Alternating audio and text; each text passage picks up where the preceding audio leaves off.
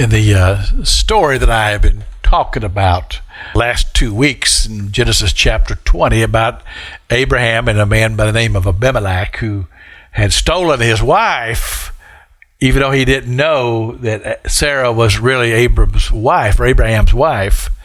And God confronted him and said, "Hey, you're a dead man for what you've done." But I made note of the fact that he had taken Sarah, of all people, because Sarah was one who would carry the seed line of Christ. And so in my mind, that made her very, very special in the eyes of God, and God certainly was going to protect her. But not only that, the fact that Abraham, a man with many flaws, as we've pointed out this week, he made a lot of mistakes. But God said that he was the father of faith.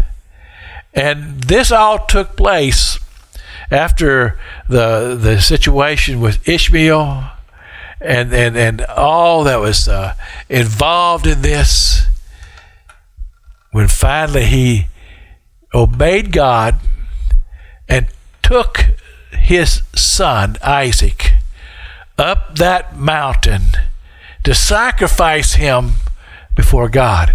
And of course God stopped it.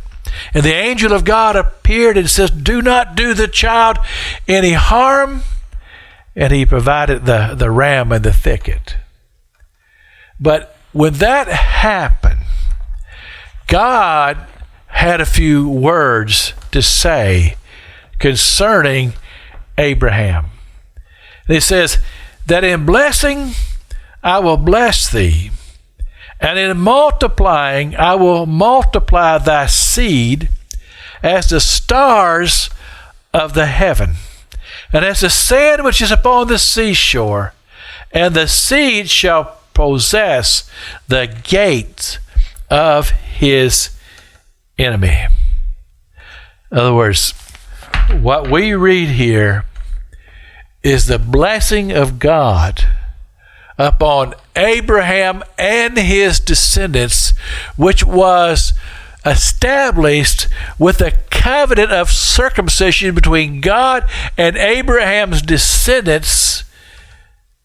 And what I'm simply saying to you is, just like God was going to protect Sarah, to make sure that Sarah was not harmed or that Sarah was not disgraced, that same blessing and provision and watch care of God is upon God's people even to this day. Like it or not like it, that's reality, and that's the Word of God. And God has made the commandment in His Word that He is going to bless Abraham's seed. And truly, over the history, much abuse, God has always protected His people. And that is not going to change. And there will be a day when God is going to return to that little country of Israel. And God is going to do what God is so capable of doing. This is Pastor Jack King with the gospel on the radio broadcast.